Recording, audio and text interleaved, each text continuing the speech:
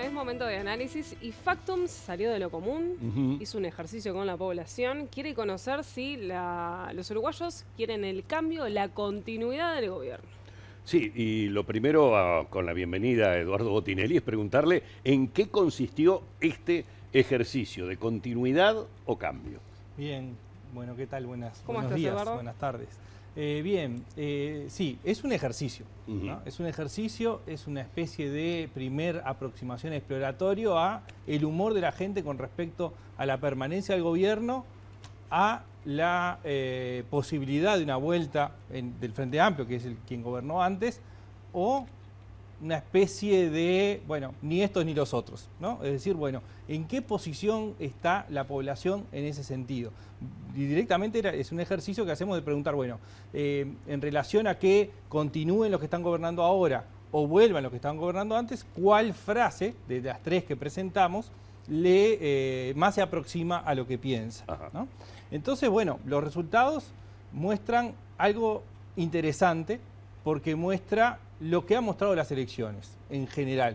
Hay una paridad importante en dos grandes posiciones y la tercera posición es algo importante para los partidos, pero es algo importante para visualizar también cómo se está comportando la opinión pública en términos generales en torno a gobierno y oposición, ¿no? Entonces, el gráfico lo que nos muestra, el primer gráfico nos muestra el resultado global de esta consulta que hicimos y que se resume básicamente en un 4-4-2, no como táctica de fútbol, sino como en el resultado. Es decir, bueno, que los que están en el gobierno sigan, fue elegida por el 40% de los encuestados.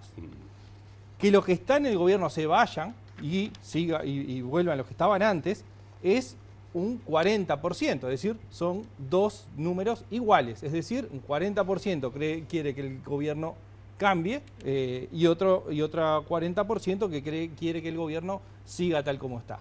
Y hay un 17% que eligió la opción que dice que los que están se vayan, pero que no vuelvan los de antes. Es decir, no eligen ni al gobierno actual, tal como está, ni a la posibilidad de que vuelva el Frente Amplio. Después tenemos un 3% de personas que no opinan, no eligieron ninguna de las opciones. Entonces, el mapa nos muestra una paridad muy importante de quienes quieren que el gobierno, quienes están en el gobierno actual, continúe, y otro 40% que lo que quiere es que vuelva el Frente Amplio, básicamente, es que vuelvan los que gobernaron antes y se vayan los actuales. Y tenemos ese número de un 17% que lo que muestra es ni estos ni los otros, en principio. Esto no quiere decir que después no elijan, pero el humor, digamos, en el que están posicionados en este momento, los muestra en ese porcentaje. ¿Hay algún tipo de discriminación por edades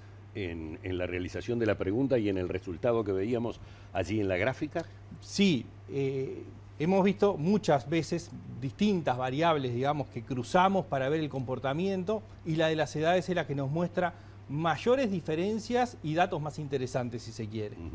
El gráfico siguiente lo que nos muestra es justamente cómo es este posicionamiento entre el mantenimiento del gobierno actual, es decir, que permanezca los que están gobernando ahora, no es el gobierno actual, sino, bueno, la conformación, que los que están se vayan y vengan los que estaban antes, o que ni unos ni los otros. Y ahí lo que tenemos es una línea, o sea, la barra naranja es que los que están gobernando sigan, ¿no? Es decir, del mismo signo político, digámosle. Hay como una tendencia clara que a medida que aumenta la edad, aumenta la predisposición a elegir esa opción, con la salvedad del segundo tramo etario, de 34 a 48 años, que se muestra más proclive al cambio de gobierno y volver a los gobiernos anteriores.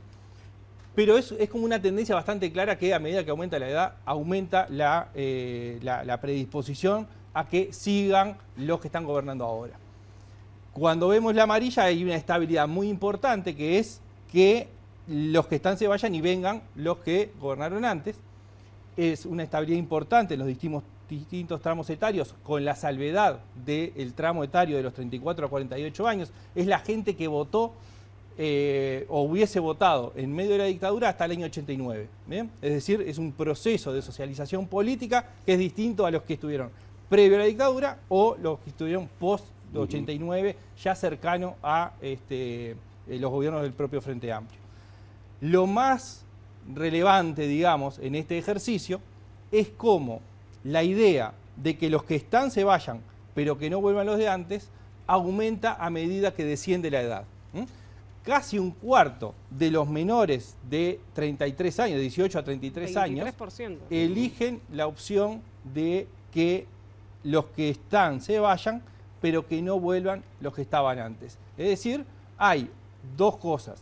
Primero, un tema de la edad, ¿no? de la construcción de pertenencia, que es menor. El otro es el interés en la política, suele ser menor, no quiere decir que no interese, pero es menor el grado de interés en la política en las edades más jóvenes. Y el otro también es el momento de socialización política. Es decir, bueno, este tramo etario ya sufrió, en las buenas y en las malas, gobiernos de los distintos signos políticos en su inicio de socialización política. Y eso también despierta algún tipo de rechazo a quienes estuvieron. Ahora, estamos hablando de que quizás las personas mayores son capaz que los más tradicionales.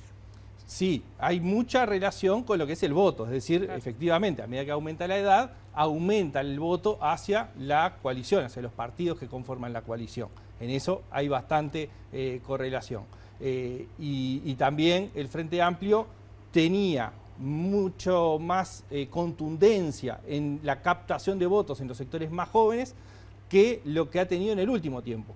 Antes era bien claro que el Frente Amplio reclutaba, digamos, a más de la mitad, entre 5 y 6 de cada 10 votantes jóvenes, y ahora eso se ha ido emparejando y está ese sentimiento de que, bueno, no termina de convencerle ninguna de las opciones que hoy están. Claro, Eduardo, ¿podríamos decir que se realice el ejercicio, que se realice la fotografía más o menos viene siendo la misma? Es decir, trabajo a trabajo se viene confirmando esa suerte de dos mitades, llamémosle, con un pequeño sector que normalmente situamos como indecisos o personas en este caso desconformes que no quieren ni a unos ni a otros, pero como que la fotografía técnicamente siempre sigue siendo la misma o muy cercano, ¿no? Bueno, sí, en las últimas elecciones estamos teniendo claramente, ya en realidad hace más de 20 años, pero claramente en las últimas, sobre todo con el nuevo sistema electoral, de dos partes similares en peso, dos mitades, donde claramente hay 4 de cada 10 que más o menos eligen,